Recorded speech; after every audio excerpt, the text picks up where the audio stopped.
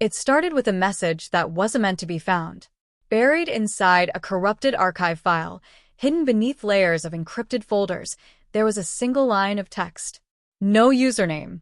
No timestamp. Just a phrase written in plain English. Price depends on the condition of the soul. At first, it looked like nonsense. Something planted by trolls, or an abandoned project left unfinished. But the file itself had been passed around in a private forum known for exposing illegal marketplaces on the dark web. Most of the people there had seen everything: trafficking networks, stolen data auctions, even live-streamed crimes. Nothing surprised them anymore. Except this. The file came from a user who deleted his account minutes after uploading it. His final message was brief. I went too deep. Don't follow this. No one listened. According to archived chat logs recovered later, the first person to investigate the file was a user known only as Kareem_47. He had a reputation for digging into hidden networks and documenting what he found. Careful, methodical. He never rushed into things. He started by analyzing the file structure. What he found didn't make sense. The archive contained layers of nested directories, each one encrypted differently. Some used outdated algorithms. Others used methods that didn't match any known encryption standards. It was as if the file had been assembled over years, or by multiple people who didn't follow the same rules. At the center of it all was a single executable file. No name, no extension, just a string of random characters. Kareem later wrote in his private notes that opening it felt wrong. Not dangerous in a technical sense.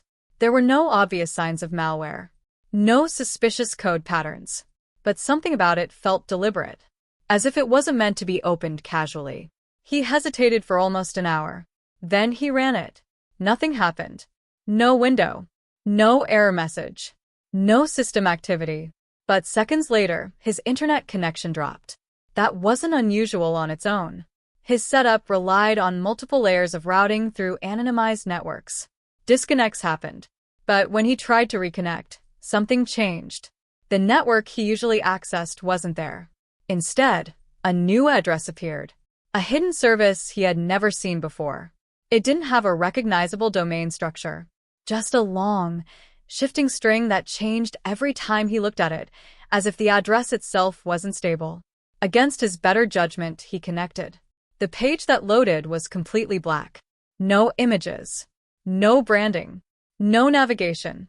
Only text. Centered on the screen. Welcome to the exchange. Below it, a list of categories. Not products. Not services. Categories. Unmarked. Damaged. Fragmented.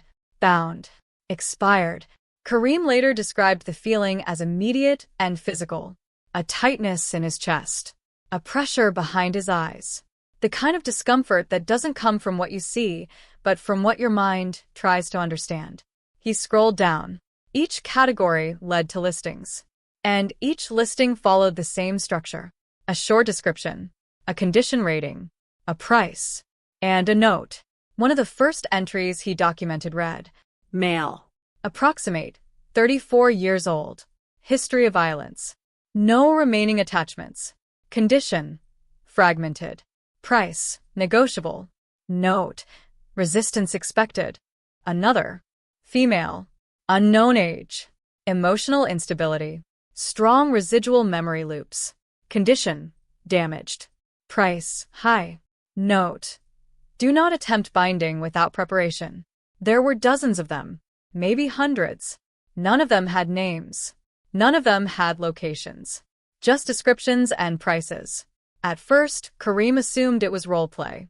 Some kind of elaborate performance designed to shock or confuse outsiders. That wasn't uncommon on hidden networks. People built entire fake systems just to test how far others would go. But then he noticed something that didn't fit. The timestamps. Every listing had a timestamp attached to it. And they were recent. Updated within hours. Some within minutes. This wasn't abandoned. It was active. He started recording everything. Screenshots. Text copies. Network activity. But every time he tried to save something locally, the files corrupted. Images turned black. Text scrambled into unreadable characters. It was as if the site didn't want to be documented. Or couldn't be. Still, he kept going. He clicked on one of the categories labeled unmarked. The listings there were different. Shorter. Cleaner. Less disturbed. One entry stood out. Male. 19 years old. No prior damage. Stable identity. Condition unmarked. Price fixed. Note: ideal for first-time acquisition. Below it was a button. Request access. Kareem hovered over it for a long time. In his notes, he wrote that this was the moment everything shifted. Not because of what he saw, but because of what he felt. Curiosity stopped being passive. It became something else. He clicked it. The screen went black again. Then a message appeared. Verification required. A text field opened below it. No instructions. No explanation. Just a blinking cursor. Kareem didn't type anything at first. He waited, expecting some kind of prompt. But nothing changed. Minutes passed. Then, slowly, text began to appear in the field on its own. Not typed. Generated. Describe your intent. Kareem later claimed that he didn't remember typing his response. But the system logged it anyway. I want to understand. The screen flickered. Then, understanding has a cost. Another field appeared. State your offer. At this point, Kareem paused the session. He disconnected from the network and shut down his system entirely. For several hours, he didn't go back. According to chat logs from the forum, he posted a brief update. It's not a marketplace. Not in the way we think. People asked questions. Most of them dismissed it as an ARG or psychological experiment. A few encouraged him to go deeper. One user warned him to stop. Some systems don't sell things. They take them. Kareem didn't respond. Instead, he went back in. This time, the connection was immediate. The same page. The same message. But now, the text field was already filled. I want to understand. Below it, offer pending. And beneath that, something new. A list. Not categories. Not listings. Names. Dozens of them. Each followed by a number. And a status. Accepted. Processing. Completed. At the bottom of the list, a new entry appeared. Kareem_47 pending. That's when he realized something was wrong. He hadn't provided a name. Not anywhere on the site. Not in the file. Not in the session. But it knew him. The logs show that he tried to disconnect again. But this time, the connection didn't close. The interface stayed on screen, unresponsive to input. Then another message appeared. You have been observed. Seconds later. Your condition is being evaluated. The categories on the page began to change. Unmarked disappeared. In its place. Assessing. Instability detected. Fragment risk. Kareem's breathing, according to an audio recording he was running in the background, became uneven. He started speaking out loud, even though no one was there. This isn't real. This is scripted. It has to be scripted. But the system continued. Memory integrity, partial. Emotional anchors, weakening. External resistance, minimal. Then, preliminary classification, unstable. A new button appeared. Confirm exchange. He didn't click it.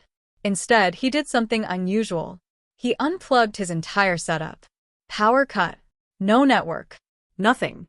The recording ends there. For the next 12 hours, there was no activity from his account. No messages. No updates.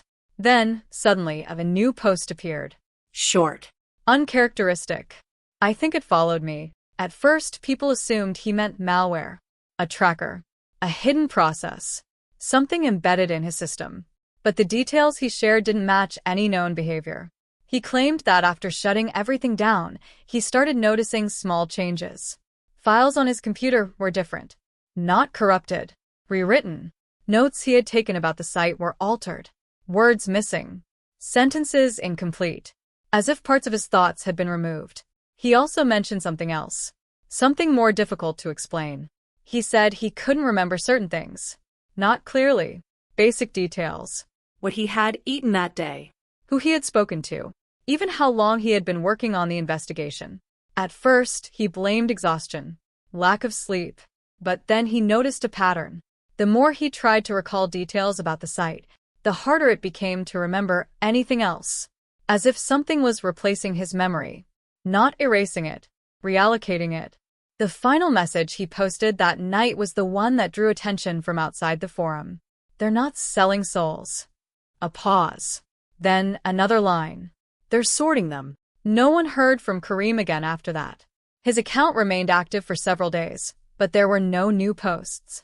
No logins. Nothing. Until a single file appeared. Uploaded automatically. No user action recorded. The file name was simple. condition_update, txt. When opened, it contained only one line. Status. Fragmented. Exchange complete. The file was downloaded over 300 times within the first hour. Most of the users who opened it expected a trick. A final piece of staged horror to close out what they believed was an elaborate performance. Something designed to leave an impression before disappearing. But what they found was not theatrical. It was empty. No metadata. No hidden code. No embedded links. Just that single line. Status. Fragmented. Exchange complete.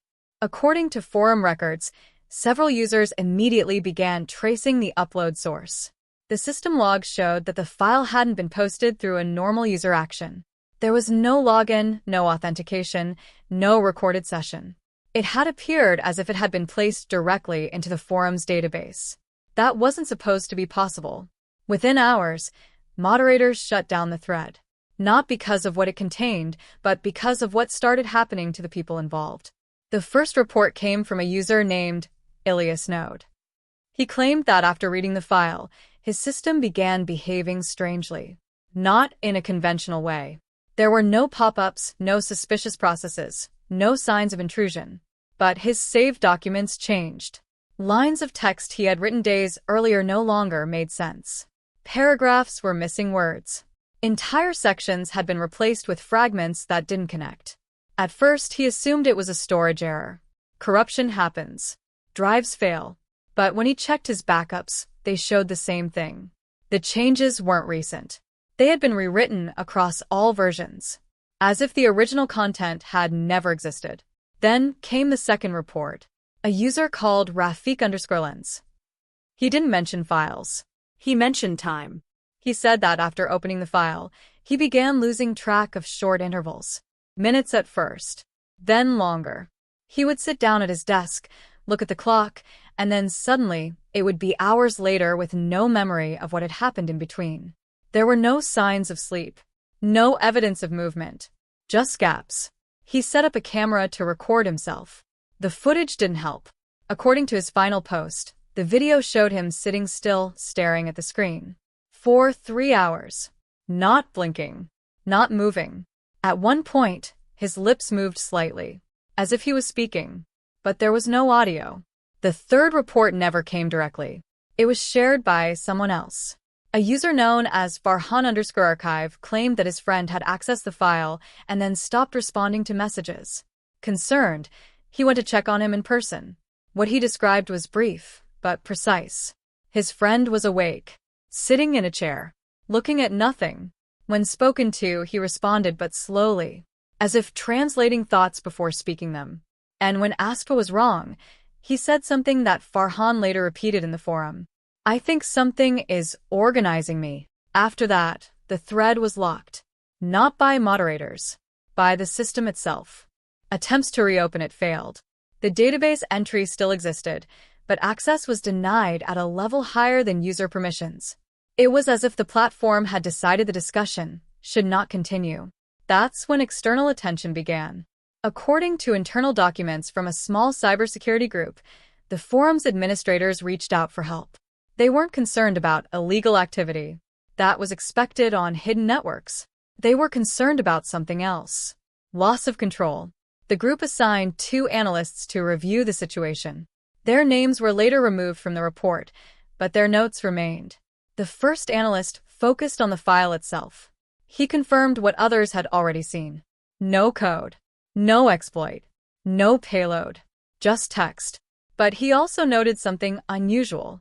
Every copy of the file, when hashed, produced a slightly different result. Not enough to trigger alarms, but enough to suggest that the file wasn't static. It was changing, subtly. With each download, the second analyst focused on network behavior. He attempted to replicate Kareem's steps using a controlled environment. Isolated system. Monitored connections. No personal data. He located the original archive file and extracted it. The same structure. The same executable. He ran it. At first, nothing happened. Then, just as Kareem had described, his connection dropped. A new address appeared. He documented everything. Packet data. Routing paths. Encryption layers. But the connection didn't behave like a normal hidden service. It didn't route through known nodes. It didn't follow predictable patterns. It shifted. Not randomly, but intentionally. As if avoiding observation, he managed to connect. The interface was identical. Black screen. White text. Welcome to the exchange. He didn't explore immediately. Instead, he set up additional monitoring, memory tracking, input logging, external recording. He wanted to capture everything. Then he began. The categories were the same. The listings were similar. But there was one difference. A new category had been added. Recent. Inside it were only a few entries, each with minimal description. One of them read, Male. Late 20s. Analytical mindset. High curiosity. Condition. Fragmented. Price closed. Note. Integration incomplete. The timestamp matched Kareem's last known activity. The analyst paused. He wrote in his notes that this was the first moment he considered the possibility that the system was not symbolic, that it might be referencing real individuals. Still, he continued. He clicked on another entry. Male. Unknown age. Temporal disorientation. Condition. Unstable. Price. Active. Note. Observation ongoing. The timestamp matched the report from Rafiq. The analyst stopped recording for a moment. Not because of fear, but because of doubt. He questioned whether the data he was seeing had been influenced by prior knowledge, whether his expectations were shaping the interface. So he did something simple. He asked a colleague who had no context to view the screen. The colleague read the entries and described them exactly the same way. There was no variation, no interpretation difference. They were seeing the same thing. The analyst resumed. He navigated back to the main page, then to the unmarked category. Most of the entries there appeared unchanged, but one stood out. Male. 32 years old. Systems analyst. No prior exposure. Condition unmarked. Price fixed. Note. Suitable candidate. There was a button below it. Request access. The analyst hesitated, not because of the content, but because of the pattern. Every action taken so far had followed the same sequence described in Kareem's notes. If he clicked the button, he would be repeating the same steps. He documented his reasoning. Then he clicked it. The screen went black. Verification required. A text field appeared. He didn't wait this time. He typed immediately. This is a controlled investigation. Identify your function. The system responded without delay. Function. Exchange. Clarify parameters. The analyst continued. What is being exchanged? There was a pause. Longer than before. Then, continuity. He stared at the screen. Define continuity. Another pause. Then, that which persists beyond interruption. The analyst's notes show a change in tone at this point. Less technical. More uncertain. He asked one more question. What is the cost? The response appeared instantly. Identity. The screen flickered. Then new text began to populate the interface. Not in the text field. Across the entire page. Assessment initiated. Cognitive structure, stable. Resistance level, elevated. Potential yield, high. The analyst's heart rate, recorded through his monitoring setup, increased sharply. He remained seated, focused. But his breathing changed. He tried to disconnect. The command didn't register. The interface continued. Memory mapping in progress. Emotional indexing active. Anchor points identified. A list began to form. Not names. Not categories. Moments. Fragments. Personal. Specific. The analyst later refused to describe them in detail. He only wrote one line in his report. It knew things it shouldn't. He shut down the system. Forcefully.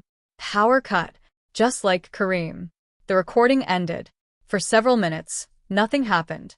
Then the backup system activated, restoring power to the environment. The analyst returned to the room. Checked the logs. Everything appeared normal. No active connections. No running processes. He exhaled. Then he looked at his notes and realized something was wrong. Sections were missing. Entire blocks of text he had written during the session gone. Not deleted. Never written. The timestamps jumped. Gaps where there should have been continuity.